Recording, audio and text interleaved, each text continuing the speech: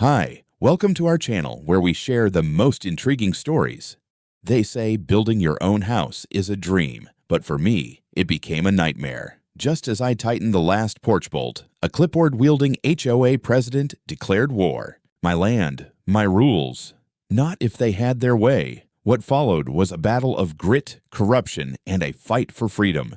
They say building your own house is one of the most rewarding things you can do in life. Personally, I'd say it ranks somewhere between replacing your own septic tank and teaching a cat to fetch. Still, the day I screwed in the final light fixture on our new porch, I felt something close to peace. After 4 years of back and forth with surveyors, contractors, inspectors, and every zoning board this side of Tucson, the house was finally done. A 2-story Adobe-style home sitting proudly on a 3-acre parcel just outside the border of a suburban development called Sunset Trace. Not in it, outside of it. That would turn out to matter more than I could have imagined. My wife, Jessica, had been as instrumental in this build as I had. While I wrangled lumber and wrinkled blueprints, she handled the legal side like a surgeon with a scalpel. As a real estate attorney, she made sure everything was bulletproof. The deed, the parcel map, the tax filings. Everything was filed, notarized, duplicated, and locked in a fireproof safe that sat bolted to the concrete slab in my office.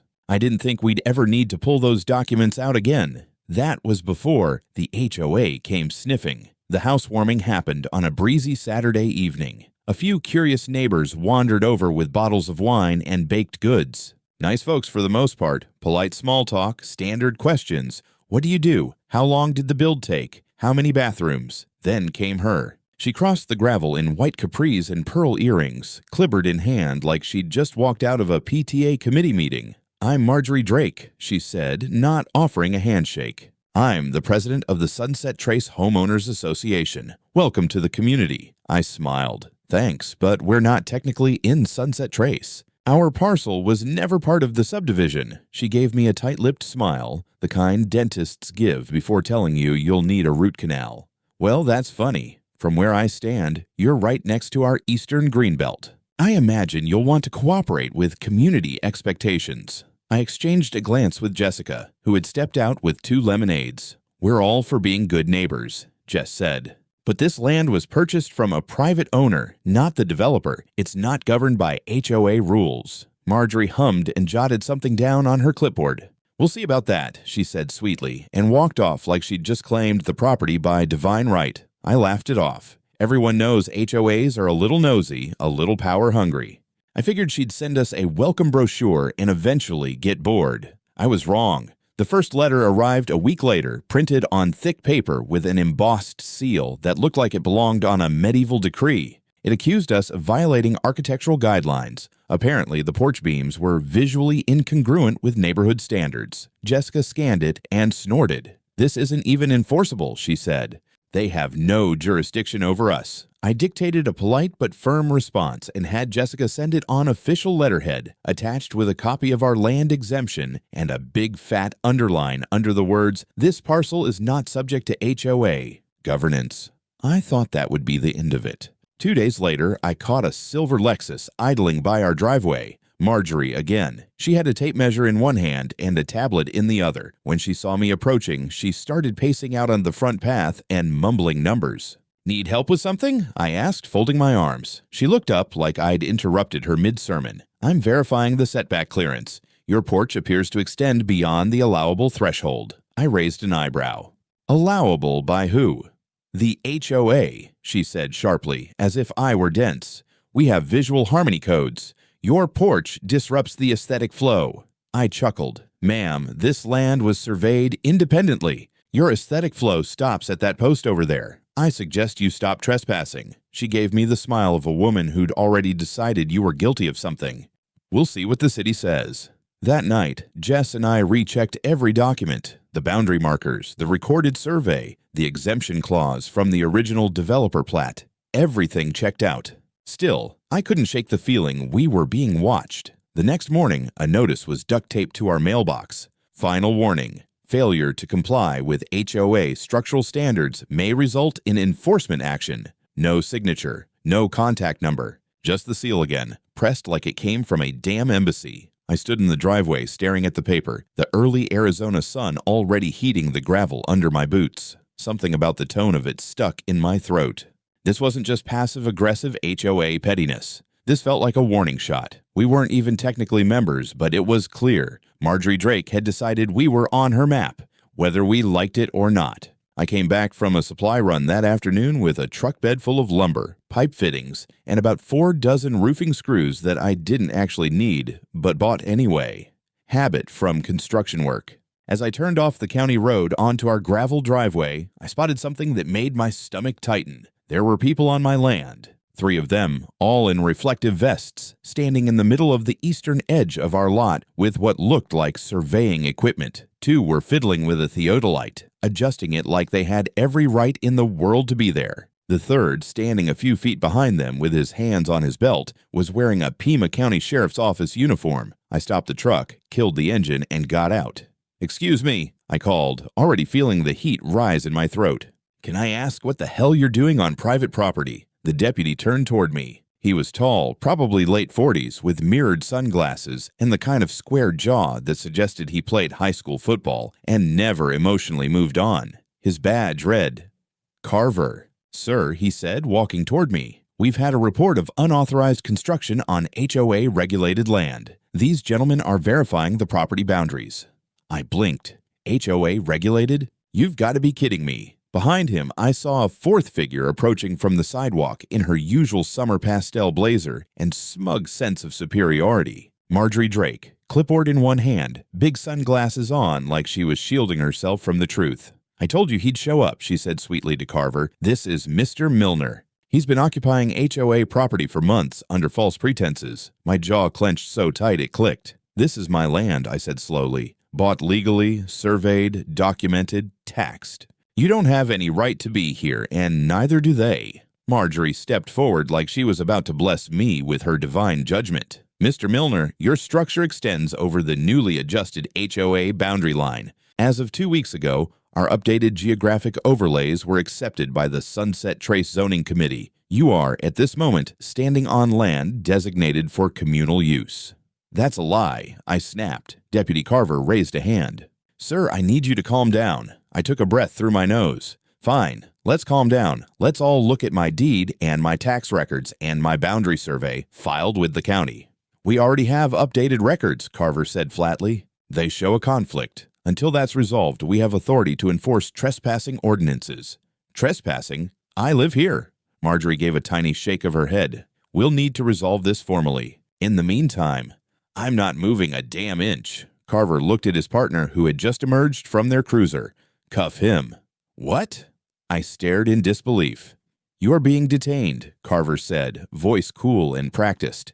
"Pending clarification of property ownership. Step away from the vehicle." I didn't even get the chance to argue. The 2nd deputy, younger guy, nervous hands, pulled my arms behind me and clicked the cuffs shut. I was still in my work boots, sweat-stained shirt, standing on the dirt I had cleared myself with a rented excavator 3 years earlier, now being treated like a trespasser. Marjorie stood there watching with satisfaction, like she'd just won a bake sale. Just then, I heard Jessica's voice shouting from the porch. She came running, folder in hand, high heels digging into the gravel. "What are you doing? That's my husband!" "This is our property." She shoved the folder toward Carver, flipping it open to reveal a full-color boundary map, notarized documents, title insurance. Carver barely glanced at it. "Ma'am, we're acting on the official maps provided to our office. Any disputes need to be filed through civil court." "You're arresting him without verifying ownership?" He didn't answer. They led me to the cruiser, and I didn't resist, though I wanted to scream. The worst part wasn't the cuffs or the cameras on Marjorie's phone or the neighbors starting to gather across the street. The worst part was seeing Jessica standing in the driveway, arms trembling, face pale, holding documents no one wanted to see. Inside the squad car, Carver didn't say a word. I sat there in silence as he typed something on his laptop, probably logging me as a hostile subject on disputed territory. I wondered how long this had been in the works. Marjorie didn't just get 3 surveyors, 2 cops, and a fabricated boundary map overnight. At the station, they processed me like any other low-level offender. Mugshot, fingerprints, a holding cell that smelled like despair and bleach. They let me make one call. I dialed Jessica. She picked up on the first ring. "Stay calm," she said. "I've already called Nina. She's on her way with the originals from the safe." "I'm literally in jail, Jess." Her voice sharpened. "Then we're going to make damn sure someone pays for it." I hung up, leaned back on the bench, and stared at the cinderblock wall. The law was on our side. The documents were real, but in that moment, it didn't matter. I had just been arrested on my own land by officers who didn't even pretend to check the facts, and Marjorie Drake had smiled the whole damn time. The next morning, after a night on a plastic bench with flickering fluorescent lights and a roommate who snored like a diesel engine, I heard the clack of boots outside the holding cell. Deputy Carver appeared with the same dead-eyed look as the day before. "You're being released," he said. "No apology?" I muttered. He didn't answer, just unlocked the door and handed me my wallet and phone like he was returning a rental car. Outside, Jessica and our attorney, Nina B. Brown, were waiting. Nina in a sharp blue suit, holding a thick leather folder like it was a weapon. Knowing her, it was. As we walked out of the station, Nina said, "They had nothing." The arrest was based entirely on a map that doesn't exist in the county registry. The actual maps, the ones we submitted when you bought the land, are still valid. I brought the originals. Jessica added, "And I called 2 reporters. One's already running a story. Local man arrested on his own property." I managed a crooked smile. Good. Let's see how she likes being in the spotlight. Back home, I stood in the dirt that had seen my boots more than any courtroom ever would. Something had snapped in me overnight. I wasn't just angry, I was ready for war. Nina wasted no time. She filed an official complaint against HOA Sunset Trace, naming Marjorie Drake and Deputy Carver directly for unlawful detainment, trespassing, and abuse of authority. She included copies of the deed, parcel survey, tax assessments, utility records, everything that proved beyond any doubt that I was the rightful owner. We sent physical copies to the county recorder's office, the Sheriff's Department Internal Affairs, and the Office of the State's Attorney General. Then Nina filed an injunction against the HOA, halting any action related to the disputed property. The kicker, that afternoon, neighbor Greg, the retired Army vet who lived one lot over, stopped by. He told us he'd seen Marjorie in the county clerk's building 2 weeks earlier. She was talking to someone in the GIS department, Greg said. "Didn't hear it all, but she kept saying the word reclassification. I didn't think much of it at the time." That's when things really clicked. She had been laying the groundwork for this, not just lying to the cops, manipulating the system. Nina's eyes lit up like Christmas lights. "That changes everything," she said. "If we can link her to the altered map data, this stops being a civil nuisance. It becomes a criminal conspiracy." We went digging. Jess and I spent hours online while Nina called in favors. It didn't take long to find that the new map, the one Carver had claimed to be acting on, had only been uploaded to the local GIS system 14 days ago, and not by any official county surveyor. It had been submitted by a private technician under special access clearance, requested by Deputy Carver himself. Now we had motive, manipulation, and a paper trail. What we didn't know yet was just how far it went. But we were going to find out. A few days after my release, just as the dust had started to settle, I found another envelope taped to our mailbox. Same heavy paper, same embossed seal. This one was labeled Formal Notification of Encroachment Violation, Action Required. I didn't even bother opening it. I walked straight into the house and handed it to Jessica, who skimmed it with a sigh and muttered, "These people just don't learn." The HOA was doubling down. The letter stated they had conducted a compliance audit and determined that our home and yard were in direct violation of Greenbelt preservation boundaries.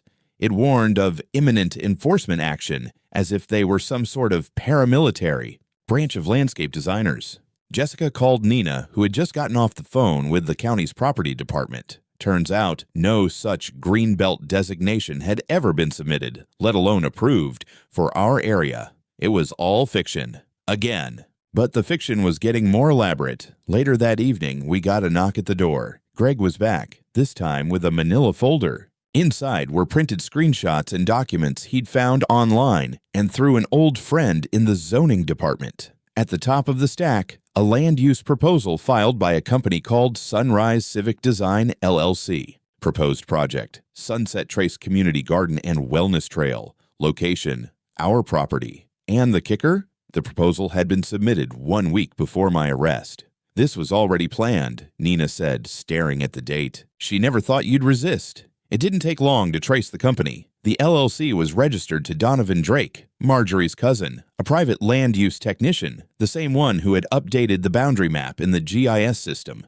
We were staring at a blueprint of fraud. Jessica scanned further. Look at this line item. Preliminary surveying and site review, authorized by Deputy T. Carver. They were planning a full land grab and using the badge to clear the way. I felt my pulse spike. These weren't just HOA bullies anymore. This was conspiracy, plain and simple. Nina filed an immediate motion to suspend all HOA activity related to land enforcement. The judge granted a temporary injunction within 24 hours. Then the floodgates opened. Reporters showed up with cameras and microphones. One station replayed Greg's cell phone footage of my arrest. Me in cuffs, standing on my own gravel, Carver refusing to look at our documents. It went viral locally. HOA president uses cops to seize land, the headline screamed. Marjorie held a community meeting the next evening, trying to save face. Jessica and I didn't attend, but Greg went and filled us in afterward. According to him, Marjorie claimed that our house was built under false pretenses and that she was protecting neighborhood harmony. She even passed around a printed-out fake map with our property shaded red like we were some kind of biohazard.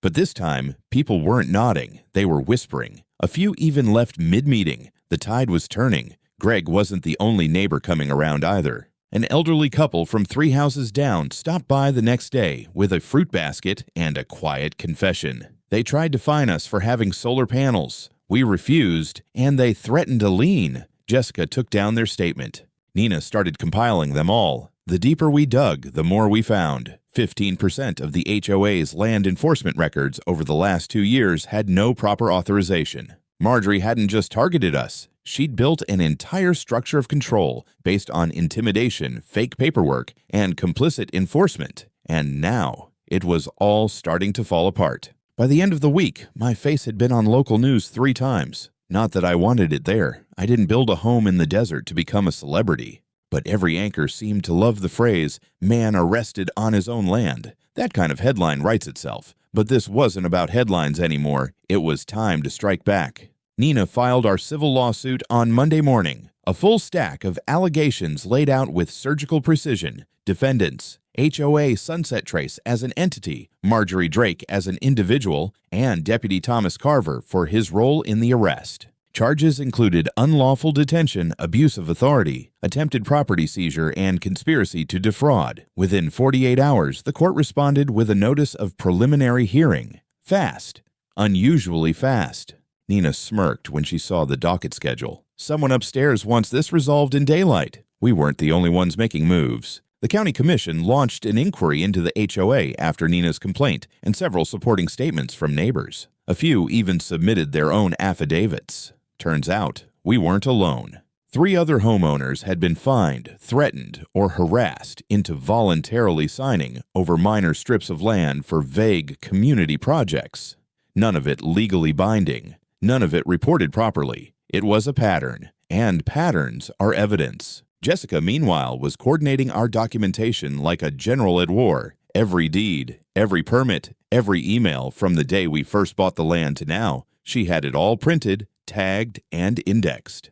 We even found a voicemail from a year ago where a HOA secretary vaguely mentioned expanding influence east of the ridge. Funny how casual threats become crucial when the court is watching. Then came the surprise. 2 HOA board members resigned suddenly. One sent a written statement to the court, sealed, but Nina caught wind through one of her contacts. Apparently, it detailed how Marjorie had instructed board members to pursue land control operations with or without formal approval. That line alone could crush their defense. At the preliminary hearing, we walked in with our documents stacked like a fortress. Marjorie showed up in a bright green suit with a lawyer who looked like he hadn't slept in a week. Carver didn't show at all. His department sent a generic statement of pending review, which the judge didn't seem thrilled with. Nina presented our evidence like she was building a skyscraper from the ground up. Title history, zoning maps, tax rolls, GIS timestamps, financial ties between Marjorie and the surveying firm. With every piece, the judge's face stiffened. Then came the moment that cracked the room wide open. Nina pulled out a printed screenshot, a land use proposal submitted by Sunrise Civic Design, LLC. It bore Carver's name, listed our parcel number, and was dated 6 days before the arrest. "This," Nina said, "is not miscommunication. This is premeditated." Marjorie's lawyer objected, of course, claimed it was unauthorized and incomplete. The judge overruled him. He ordered the proposal entered into record and approved a formal hearing to determine potential criminal violations. Suddenly, we weren't just fighting a civil case. The court had opened the door to criminal prosecution. As we left the building, Greg was waiting on the steps, holding a newspaper with the headline, "HOA faces allegations of land seizure conspiracy." He grinned and said, "I think she poked the wrong bear." I looked over at Jessica, who had already pulled out her phone to check the next court date. "Let's keep going," I said. "Let's finish it." The morning after the preliminary hearing, I got a call from a number I didn't recognize. When I picked up, a deep voice said, "Mr. Milner, this is Deputy Jason Reed. I believe we have a mutual problem. Mind if I stop by?" I knew Jason, not personally, but he was part of the same sheriff's department as Carver, and unlike that smug bastard, Jason actually had a reputation for playing things by the book. 15 minutes later, he was sitting at our kitchen table with a notepad, a badge, and eyes that looked like they'd seen too much for 1 week. "I'm not supposed to be here officially," he began, "but off the record. We've been watching Carver for a while. This case just lit the fuse." He slid over a copy of a departmental memo, not confidential, but not exactly public either. Internal Affairs had opened a file on Carver after multiple reports surfaced about overreach during property disputes. 3 of those incidents involved HOA complaints, and all 3 pointed back to Marjorie Drake. Jason continued, "He's been flagged before for taking gifts in exchange for quick enforcement responses, free car washes, game tickets, restaurant tabs. But what you've got, a recorded land use proposal with his name on it. That's the jackpot." Jessica leaned forward. "Will that be enough to trigger criminal charges?" "It already has," Jason replied. "We're building a case, and I wanted you to know, you're not just a victim.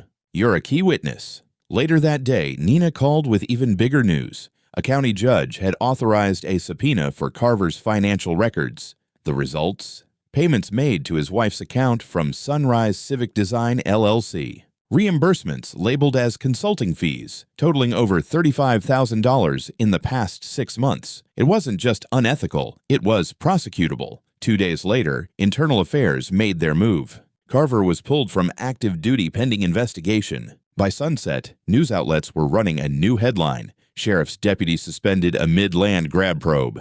I'd be lying if I said I didn't enjoy watching the smug crumble from his face in the footage. They caught him outside his house, pushing a camera away while muttering "no comment," like he'd just gotten caught cheating at poker. Marjorie didn't say a word publicly, not yet, but her lawyer filed a motion trying to distance her from Carver's actions, calling them independent enforcement decisions. The judge wasn't having it. He ordered a consolidated evidentiary hearing to determine whether HOA leadership had conspired with law enforcement. Meanwhile, neighbors kept coming forward. Greg introduced us to 2 more families who had quietly paid compliance fees to avoid trouble. One of them had even handed over a 5-foot-wide strip of their backyard under pressure from the HOA. Nina interviewed them all, gathering affidavits, cross-referencing dates. The web was growing, and every thread led back to Marjorie and her hand-picked deputy. Jessica got a call from a former HOA board secretary who had resigned last year. She claimed Marjorie routinely drafted informal enforcement memos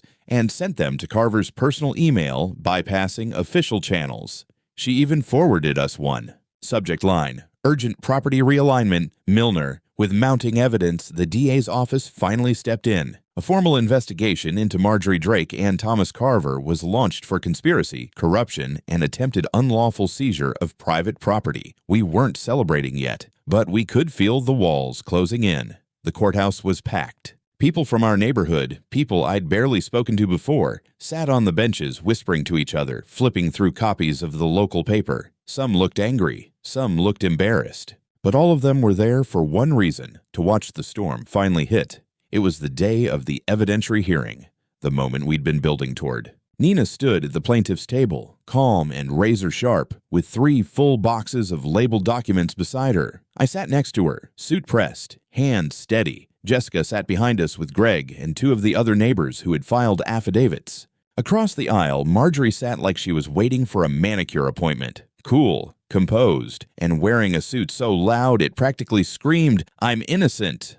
Her lawyer was sweating bullets. Carver wasn't even present. His attorney was there alone, looking like he regretted taking the case. The judge, a no-nonsense woman in her 60s with a reputation for hating corruption, opened the hearing by summarizing the allegations. This court will determine whether the defendants knowingly conspired to falsify boundary data illegally, detain the plaintiff, and seize private land under the guise of HOA enforcement. First came the documents. Nina presented the certified parcel survey, tax payments, purchase contract, and GIS records showing when the new map had been uploaded. Then she moved to the smoking gun, the land use proposal by Sunrise Civic Design, signed and submitted before my arrest. Marjorie's lawyer objected, claiming it was a conceptual draft. The judge leaned forward. Then why is the parcel already listed as designated for HOA use? Why is Deputy Carver named as the Site Clearance Authority?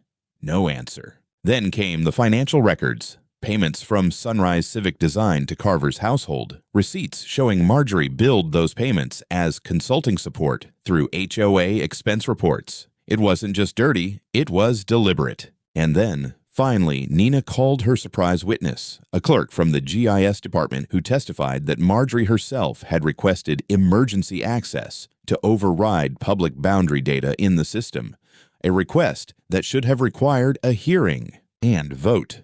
There was an audible murmur in the room. I looked over at Marjorie. She was no longer sitting tall. Her eyes were on the floor. Carver's lawyer tried to claim his client had been misled, but the emails told another story. Direct communication between him and Marjorie about clearing the property of resistance, dated a week before my arrest. Then the bombshell. The HOA board's former secretary took the stand and described how Marjorie routinely instructed her to forward priority enforcement targets to Carver's personal inbox. In exchange, tickets, gift baskets, even a paid spa weekend. The judge had heard enough. She declared there was clear probable cause for criminal prosecution on multiple counts, including conspiracy to commit fraud, abuse of authority, and attempted unlawful seizure of real property.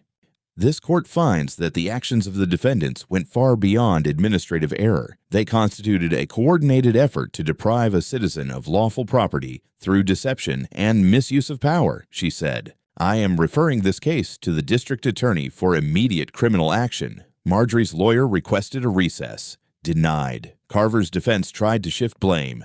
Denied. We walked out of the courtroom, surrounded by reporters. I didn't say much. Jessica did. She looked straight into one of the cameras and said, "This isn't just about my husband. This is about every homeowner who's been bullied by people who think they're above the law." Later that night, we got a call from the DA's office. Formal charges had been filed. Arrest warrants were issued. Marjorie was picked up before midnight. So was Carver. That morning, when I stepped out onto my porch, the same spot I'd been cuffed on weeks before, the silence was different. It wasn't tense. It wasn't hostile. It was peaceful. And this time, it felt earned.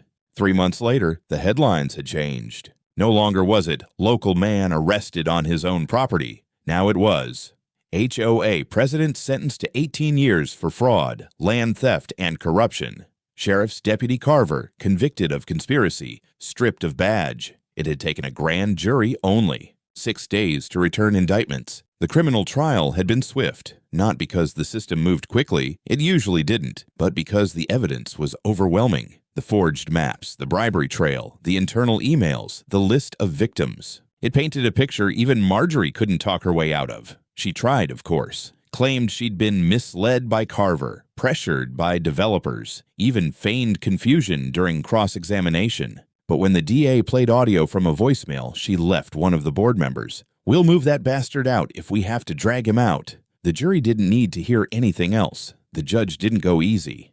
18 years. No parole for the first 10. Multiple felony counts. HOA assets frozen. Civil restitution ordered to all affected homeowners, including us. Carver got 12 years. His partner, who had stood silent during my arrest, received 8. And the sheriff's department issued a formal apology, which I pinned to the wall in my garage, right next to the first notice Marjorie ever sent me.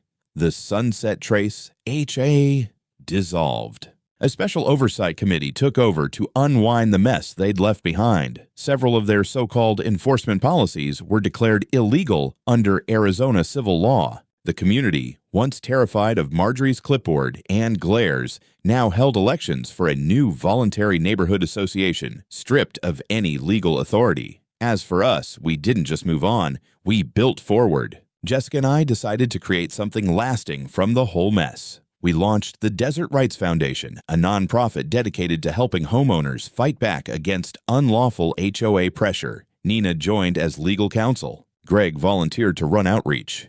We already had a dozen active cases within the first month. We also filed for a special designation with the county. Our land, the entire 3-acre parcel, is now marked on public record as exempt from future HOA jurisdiction or reclassification efforts, with a rider attached to prevent any non-consensual annexation. It's the real estate equivalent of a land-level restraining order. One afternoon, we hosted a get-together for the community. It wasn't anything fancy, just a barbecue, some folding chairs, music. Greg grilled. Jessica laughed with neighbors who used to avoid our driveway like it was radioactive. A few people from the county showed up. Even a state legislator came by to shake hands and talk about drafting a bill based on our case. As the sun dipped below the desert ridge, I stood by the driveway under the old mesquite tree, watching the last of the kids chase fireflies. A handmade wooden sign hung beside the mailbox now. I carved it myself, burned the letters deep with a soldering iron. Private land, no HOA,